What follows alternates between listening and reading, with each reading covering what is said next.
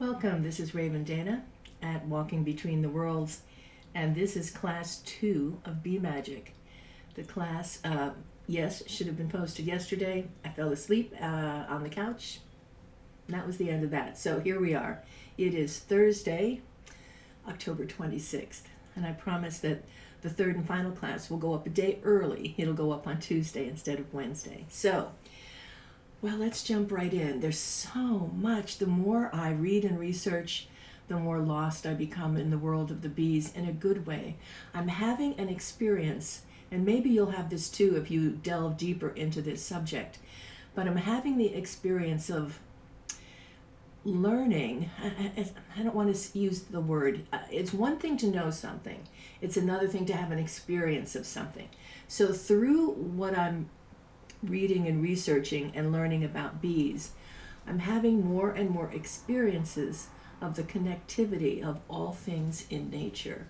The bees are a beautiful example of cooperation and connectivity, and I'm having more feelings, sensations, knowing, awareness of how that operates in the world around me. So it's been quite beautiful and astonishing, and I hope you too have that experience if you choose to delve a little deeper into the world of the bees. All right, so bees are said to live between the worlds because they can see what we cannot see. They can experience things that we cannot experience.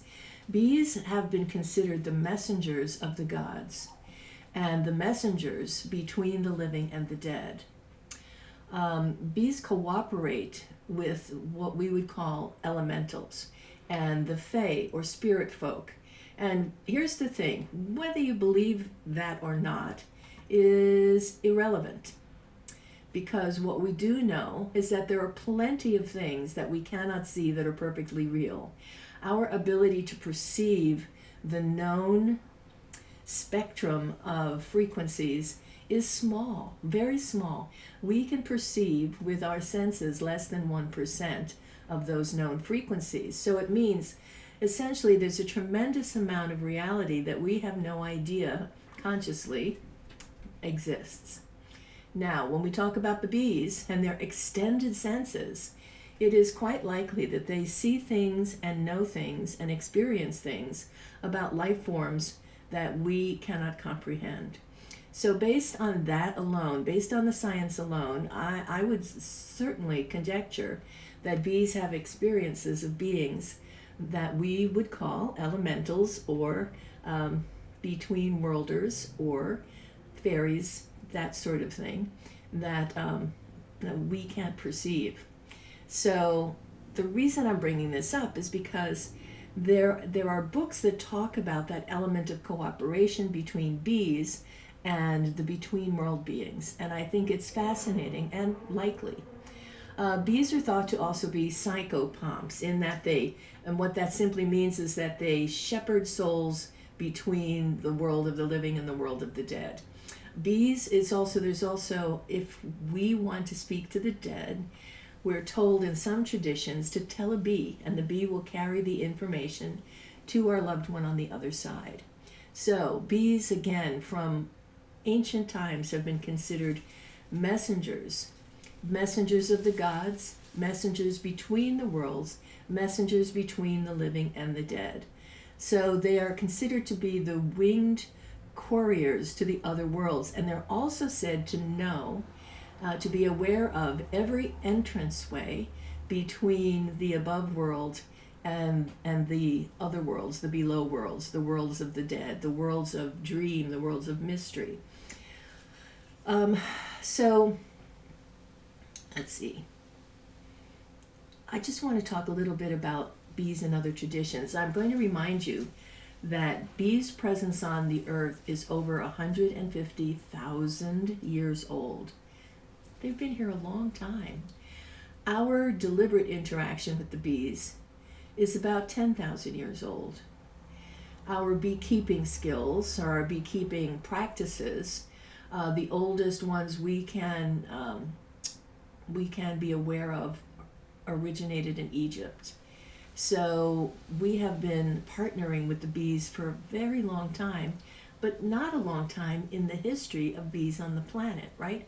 150,000 years compared to a few thousand years. Well, in all of this time, it's only been in the last century, the last 100 years, that we have taken the initiative in an unpleasant way to be beekeepers in a brand new sense. It used to be that one didn't buy honey, that one was gifted honey, that honey and the other products of the bees are considered medicine and gifts of the gods and healing tools, which they are. We're going to spend a lot of next class talking just about that. But when humans started selling honey and started looking at bees as a product rather than as a living thing, that's when things started to go downhill in the bee community. And what we call today as colony collapse, what the cost of doing business that way is that we have essentially and effectively severely compromised the well-being of hives. And I'm just going to say it this way, if you eat honey, please stop eating honey from commercial sources. Please go online and find a reputable bee-centric source. Local honey, perhaps you can find somebody in your neighborhood that doesn't collect all the honey, that allows their bees to winter on their own honey, that where you can have raw, unfiltered honey from a hive that's being treated well and that's being honored in a way that's natural and healthy for the bees. When bees are not treated well, when they're not allowed to do what they're designed to do in nature, they don't fare very well. They don't reproduce well. Their immune systems are compromised. They're prone to all kinds of illnesses. It's even been shown that the problem with the mites that were in fact introduced, I believe, from Australia when bees were flown over to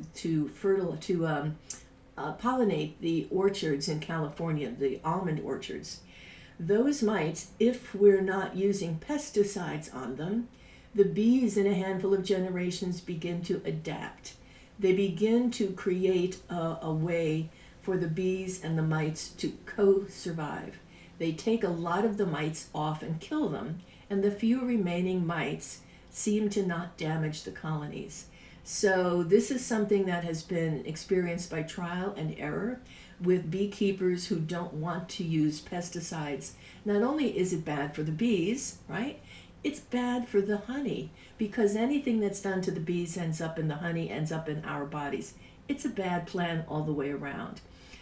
So just bear in mind that if you're using honey from a commercial source, any of the big box stores, any of the typical supermarkets, you're going to want to stop doing that in honor of the bees. I'm asking you to please stop doing that in honor of the bees.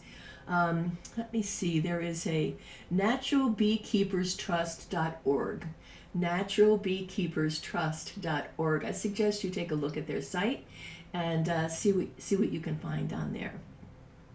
In Greece, the god Zeus was hidden in a cave filled with bees who fed him honey until he was able to freely come out and not be afraid for his life. So Zeus was considered, again, honey-fed, a god of light. The bees were called also in Greek culture the birds of the muses, and their gift of creativity occurred for humans when they dropped honey into their mouths. So honey was considered to be something that bestowed creativity on humans. In Egypt, bees were called the tears of Ra. So that sun god actually cried tears that were bees, and those bees became messengers of the sun god that visited humans and gave them the memos from the big guy. They symbolized life, birth, death, and resurrection in the Egyptian community. Now, I'm also reminding you that honey does not spoil. So honey that has been found in Egyptian tombs, honey that's 2,000 years old, is still edible. It's an amazing thing. It's an incredible thing. Again, when we get to that, the medicine of bees next week, we're going to talk a lot more about that. The Celts believed that honeybees traveled between the worlds, bringing back with them messages, again, messages not only from the gods, but also from the dead. The Highlanders thought that a person's soul took the form of a bee during sleep and during trance-like or deep meditative states. All right, I'm going to show you some books. The Shamanic Way of the Bee. This is an amazing book. It's really all about this person's, it's really all about Simon Buxton's personal experience of meeting a master beekeeper and becoming introduced to the shamanic way of the bees. So it is very much a story of initiation. It's deep, it's profound, it's mythical. We do learn a lot about bees, but we also get to tap into his experience as he's going through the initiation process. It is a fascinating and remarkable book. All right, this book, Song of Increase. I love this book. So it's a combination of really detailed, interesting facts about bees and the life of bees. And the colony is in deep contact with a bee intuitive. And she also has sections in the book that are phrased in the words of the bees, or in the messages that she gets from the bees intuitively. So in the bees' words, which again, also fascinating. And some of the things that she has discovered that way in talking to the bees have later been proved by science, which of course I love it when that happens. So this is also a fabulous book. Bee People and the Bugs They Love. Interesting, a little bit more conventional, but it gives you again more history about the bees, more information about bee life and beekeepers. And here's my kitty in the way, loving the bee conversation. As always, one more bee if the cat would get off it. Here, one more bee. One more book about bees if the cat would only not stand on it. A Honeybee Heart Has 5 Openings.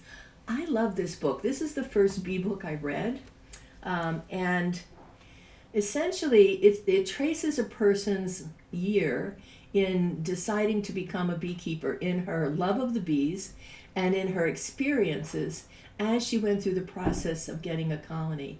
And so, again, fascinating. There's a lot of her personal experience, information about the bees, and a lot of information about what modern beekeepers are doing to bee colonies that's awful, that just doesn't work and doesn't support the life of bees. Okay, or and for that matter, the life of the planet, because bees are responsible for pollinating 40% of all the foods that we eat. So think about that. 40% of all the food comes directly from the pollinators.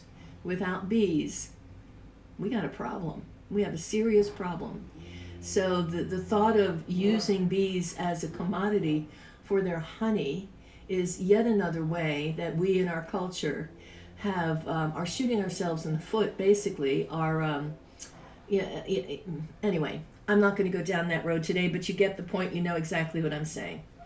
All right, in his wonderful book, The Shamanic Way of the Bees, I'm going to read you a little section. He recounts what happens when he goes out for a walk. It's kind of lost in the woods, ends up on this property looking at this gorgeous garden, and he comes upon a gate. So on the gate there's an inscription, Hic habitat felicitas, happiness dwells here. And I'm going to read you a little about his experience.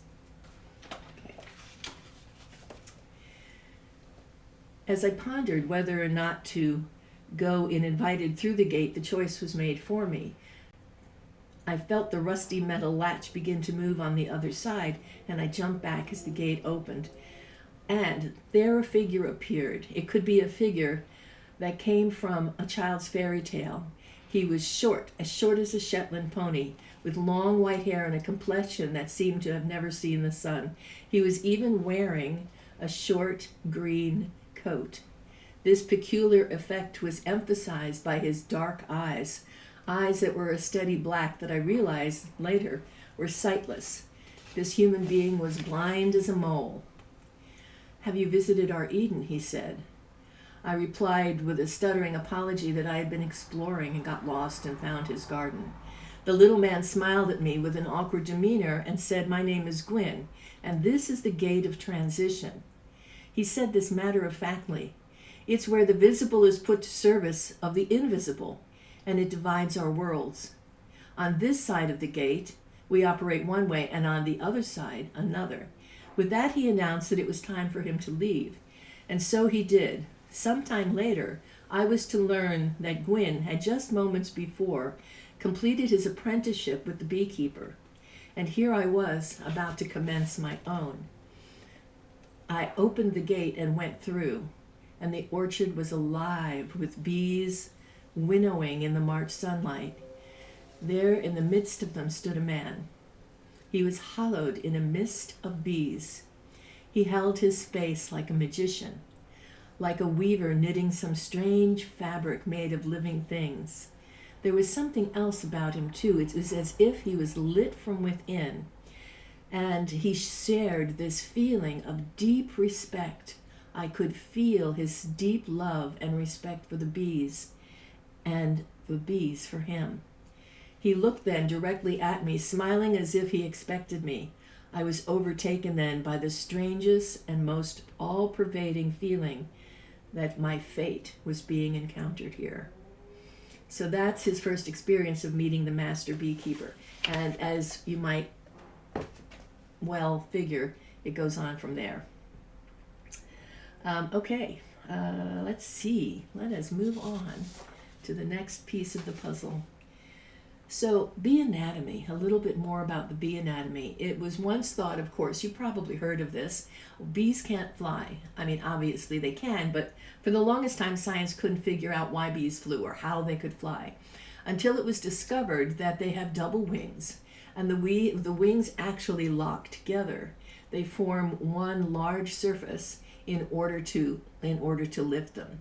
Bees have these comb-like teeth on their wings that allow the wings to act as one and create a large surface for lift. Now, bees, in contrast to people, don't actually hear, at least not the way that we hear. They notice sound with their whole bodies through vibration, especially with their antenna. They're very, very sensitive. And their body hair also picks up the vibration. Again, our hearing is localized in our ears. Bees have sensation all over their bodies and with their antenna and with their hair. The bees, for example, during their waggle dance, produce a sound of 250 oscillations per second. And that's one of the things that tells the other bees what's happening, what's going on. And their dance is very specific to the angle that they turn, which has to do with the angle that the bees leaving the hive need to fly out in relation to the sun in order to get to the flowers that they're telling them to go harvest. So it's absolutely incredible, the intricacy of detail that's able to be transferred in the waggle dance. It's the direction, it's the frequency, it's the vibration, it's all kinds of different things that give the detailed instructions. And of course, because bees see polarized light, they're also getting information about the pattern to look for. So when light refracts, if you see polarized light, it looks like threads of light being woven together. So the bees actually see this and use it as a type of map, and then can transfer that information to other bees, which again is absolutely remarkable. We're mostly going to talk about the queen today. So the queen is, well, she's everything. Every single bee in the hive was given birth by the queen, until and unless that queen is either killed or in her old age she becomes the dowager queen and a new queen is born and raised in order to take her place. But the life cycle of the queen begins with, of course, a fertilized egg. When the colony needs a new queen, there are several ways to go about it, but mostly the queen herself will lay different kinds of, the not the queen. The queen will lay different kinds of eggs, but that's really between the female bees and the drones. But the hive itself is made of different kinds of cells to house the baby bees. So when a queen is needed, more large cells, more queen cells are built. The queen cells may or may not be in the nursery. They're often, because they're larger, attached more to the outside or the downside of the comb. So even though it's still the same egg that's been fertilized that would ordinarily become a worker bee or a maiden, right? A maiden bee, a female bee, because this larva is not fed the bee bread, it's only fed royal jelly. All bees are fed royal jelly when they first emerge. Then after a few days, bees are fed something else called bee bread, which is a combination of nectar and some other things. But if you're looking to make a queen bee, then the only food that that tiny bee, that larva receives, and the new bee receives, is royal jelly. Now that will change the physiology of the bee that's emerging. It will change that bee to be a queen. It changes her hormones, it changes the shape of her body, it changes her ability to reproduce the way a queen will. So approximately 16 days after an egg is laid, the virgin queen will emerge. There's usually several that are raised at once. One will become the new queen. The others will be generally killed in a battle. So the strongest queen will get to stay. Now, a honeybee colony consists of thousands of female worker bees. Maidens cannot lay fertilized eggs. The queen, which has a lifespan of 5 to 7 years, when she ages beyond her ability to keep the population of the hive up, her pheromones decrease, and that signals the bees that they need to produce a new queen. So the queen lays eggs in her special queen cells, and then the maidens will feed them only royal jelly. Now, it takes about 16 days for a new queen to be produced, and then an additional few days for those new queens to develop enough to make their maiden flight, their mating journey. And basically in her reign, the queen will never see the light of day except for her nuptial flight and when the hive swarms. So typically if there's a swarm, that means that she has populated that hive to capacity. There's plenty of bees in that hive. So it's time for some of them to break off and form a new hive, find a new place to live. And when they swarm, the queen is in the center of all those bees that leave, which is about 2/3 of the population. And she is protected by that cloud of bees. So that's the second time, the other time that the queen will experience flight outside the hive and experience the sun. Now her flying through the light of the sun helps to rejuvenate her, and it helps to restore and reestablish her reproductive capacity. So it is in swarming that the queen bee is able to extend her lifespan up from 5 to up to 7 years. Okay. Virgin queens will mate about 5 to 10 days after coming out of the queen cell. They need to get their bearings and finish their development. They will then, at that point, they will fly to a drone congregation area, an area in the sky where hundreds of drones, males from a variety of colonies, gather. They fly in long looping circles. The queens, the newly emerged queens, will fly up about 600 feet into the air and begin to move toward the congregation area. How they know what to do, how they know where to go, nobody knows, at least not at this point. But the bees say, right, in the Song of Increase, the bees say that the drones, by looking at the patterns of light, find the exact right spot in the sun to activate the queens and to provide the right conditions for mating. So the the male bees arrive in the congregation zone typically right about an hour before the young virgin queens arrive. Mating occurs only once during the lifetime of queens. Even for drones, mating only occurs once, because once the drone mates, the way they are constructed, after they ejaculate, their phallus rips off and they die. So after the nuptial flight, the fertile queen bees have enough stored eggs to last their lifetime. They have yet to go back to the hive, where the maidens will clean her, remove the final phallus of the last drone. She will mate with somewhere around 12, and it could be as much as 20 bees. She will contain somewhere between 4 and 7 million sperm, which allows her to lay, I mean, this is remarkable.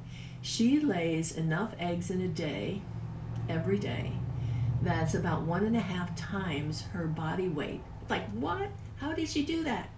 Don't know, but she does. So again, yet another remarkable fact that no one actually has an answer to. So again, upon her return to the hive, the maidens clean her.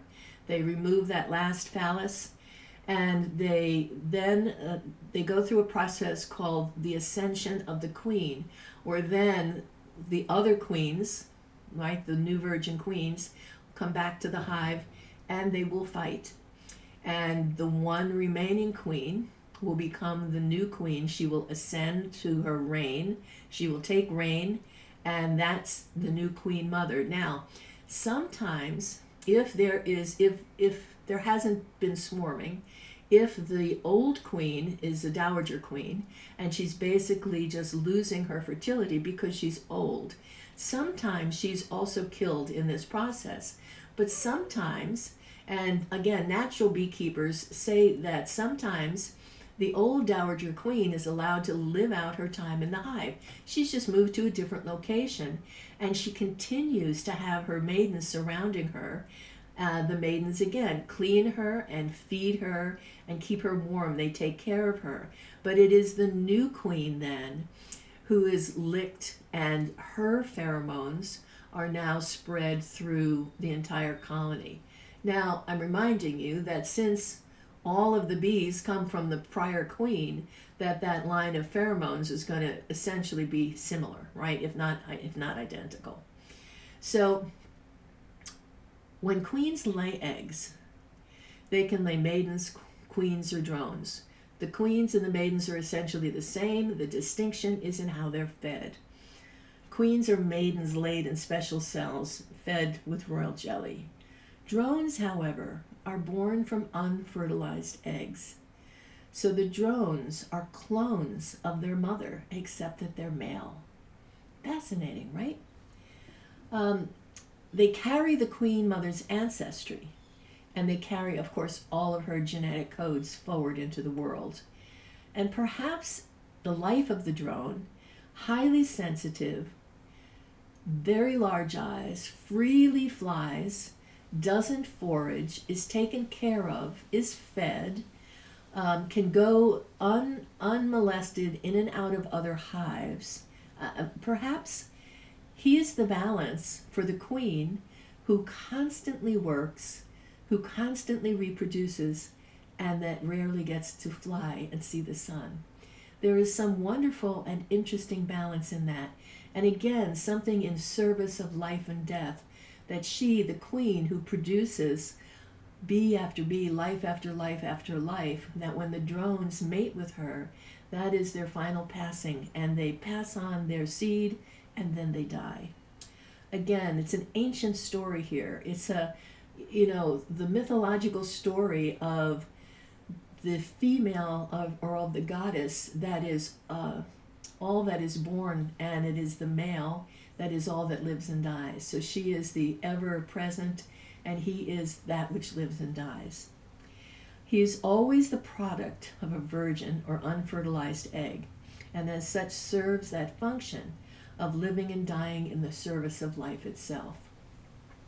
So interestingly enough, even when there is a sudden death of a queen in a hive, even though they obviously cannot produce a new queen because the queen is dead and she would have to lay that egg. One of the most interesting things occurs is that one of the maidens will go through a transformation and she will begin to lay eggs. Of course, she can only lay unfertile eggs and they can only be drones. But that act passes on the genetics of that hive, of that colony.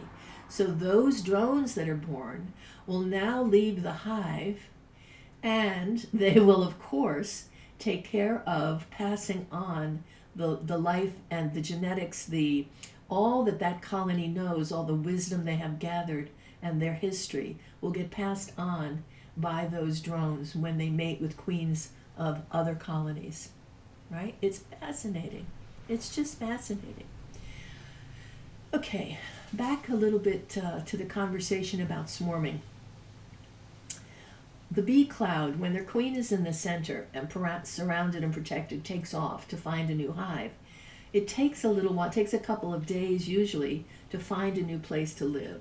Now, people have this story about the bee swarm, that they're dangerous, and they're not. Unless you stick your hand in the middle of a swarm where the queen is, in which case, yeah, they're going to sting you. But if you see a swarm of bees collected somewhere on the front of a car, on the trunk of a tree, on the side of a building, on the eave of your roof, you call a beekeeper. And generally, the beekeeper will bring a bee box, which is essentially a new hive, a new house.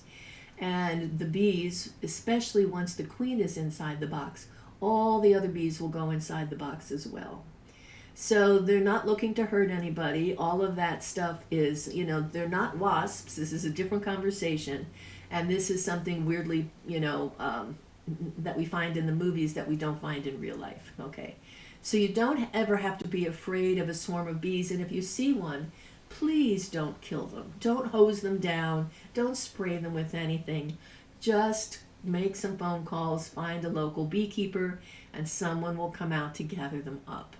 All right, it's the right thing to do.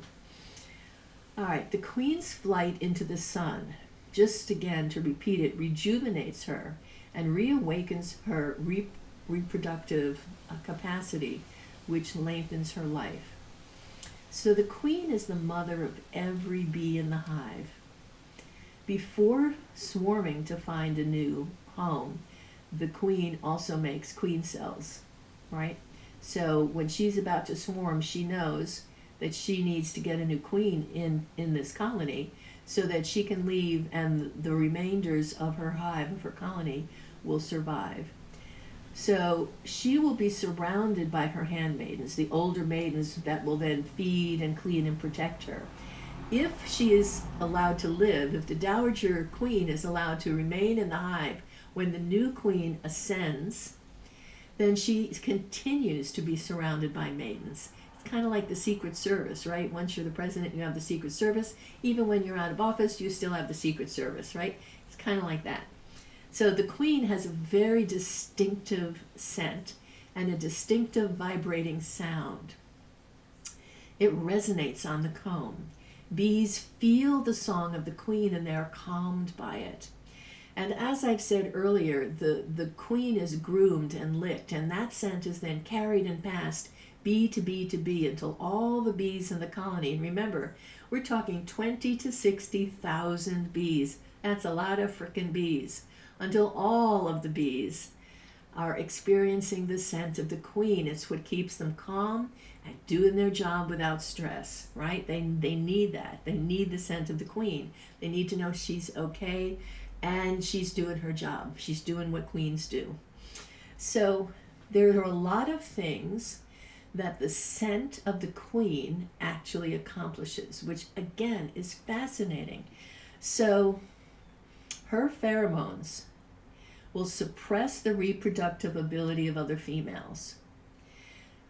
Her pheromones identify all the bees in the hive. So if another bee comes into the hive to steal honey, for example, then the guard bees will attack that bee and boot it out because they're marked. That one is not marked with her scent.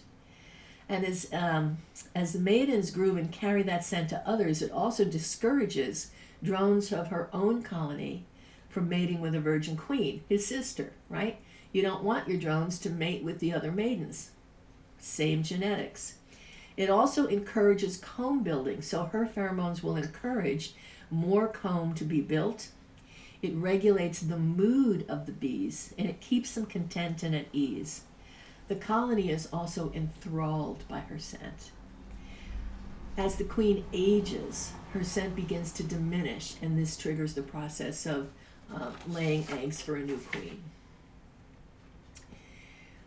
All right, that process, if she dies suddenly, and the maiden, there are maidens who then, without her pheromone, have their reproductive capacity come online, and they lay drones.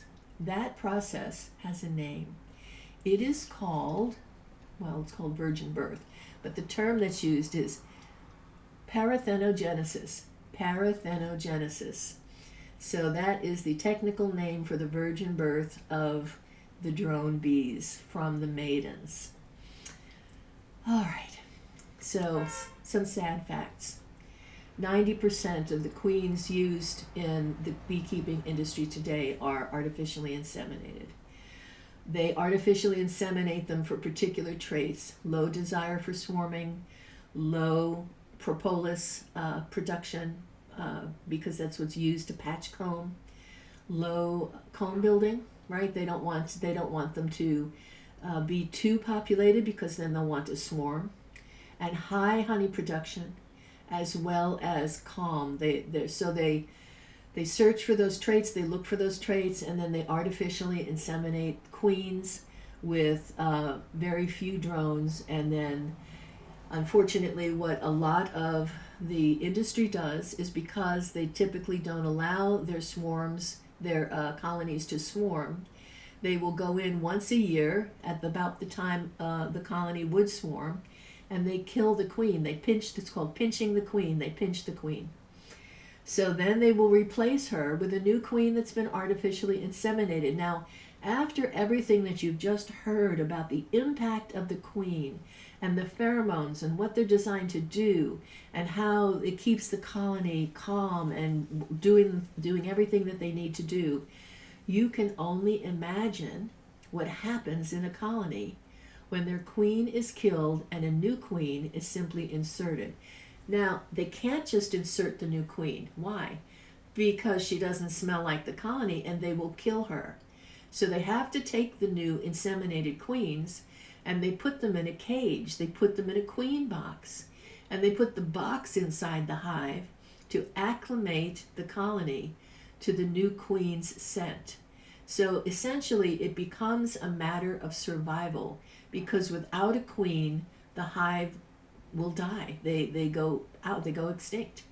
But with that bee, the queen, a new queen in there, after about 5 days, they begin to acclimate to her scent.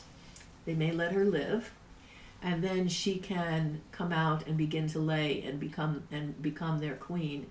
But it's a completely different process. And it's extraordinarily, I mean, it never happens in nature, and it's very, very disruptive to the entire life of the bees, to their ability to reproduce, to be in harmony with each other, and it severely changes their immune response. So again, when the queen is being treated in this way, the entire colony is being affected. So that story about, we don't know why there is colony collapse. Yeah, we do. We just don't want to talk about it. Okay. And also, of course, when hives are not allowed to swarm, then they're also not going to expand. They're not going to expand. They're not going to produce more of themselves.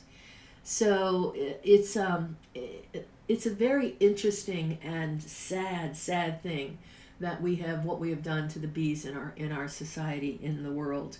And bees, as you know, are not just kept locally anymore. The big beekeepers transport those bees every year to places that need pollination. Orange groves, almond groves, bees are trucked in, placed in the fields. The colonies, the doors are open and the bees all go at it. The problem, of course, is now you have many, many different colonies of bees, also unnatural, sitting in the same grove, trying to feed. Now, what they then do with these bees, because it's a big headache then to get the bees through the winter without letting them have all of the honey that they've made, they take the majority of honey from the bees that they've made, and then when they open the hives to winter them, they pour in corn syrup. All right, corn syrup. So essentially the bees are being starved because they need honey, not corn syrup. Yes, they can eat it, they can survive on it, they can subsist on it, but they can't thrive on it. And corn syrup is nothing like honey. So all of the beneficial effects of the actual honey which is, of course, honey that can last forever, honey which is antimicrobial, anti-parasitic, and it won't mold, it won't spoil, antibiotic. It has all of these incredible properties, and that is what bees are meant to eat and live on. Well, when they don't have that, as you can well imagine, if you, instead of being fed food, were fed corn syrup, or if you lived on white bread and, pasta, you would not have good quality of life. Your immune system would be in the toilet and you would not feel well. You would not be able to function. And that is also a problem with the bees, is because of how they're wintered. They are unable to function up to their capacity, and it becomes a problem. So some of these hives, I hate to say it, some of these places, instead of trying to winter their bees at all, they just kill them. They cull the hive at the end, they cull the colony at the end of the season. So, in the interest of your awareness, I am going to say one more time to please, if you enjoy honey, and if you like the story of the bees, and if you want to support your world and our future, stop using honey from commercial beekeepers and look for local bee-centric beekeepers. And you'd have to look it up online, but you can find it. And I highly recommend that you do, and that you actually enjoy the taste of raw honey that comes from happy bees. It is different. It is different. So I'm going to leave you with that thought for today, that I hope that you enjoy the sweetness of life, that you, like the bees, are calm and work in cooperation to the life force, the queen, if you would like to call her that you enjoy your time on this earth and your time in the sun. And next time we chat, we're going to go through all of the different things that the bees produce and talk about bee medicine and what each of those things does for the bees and for us humans as good medicine, including venom, by the way. So bee products include bee wax, bee propolis, royal jelly, honey, venom. And there's also a substance that the baby bees eat called bee bread. So we're going to talk about all of those things next time, and how you can add some bee medicine to your own life. Until then, have a lovely week. I appreciate you for being here, tuned in to this story about the bees. And until next time, thank you for tuning in. This is Raven Dana and Walking Between the Worlds. Bye now.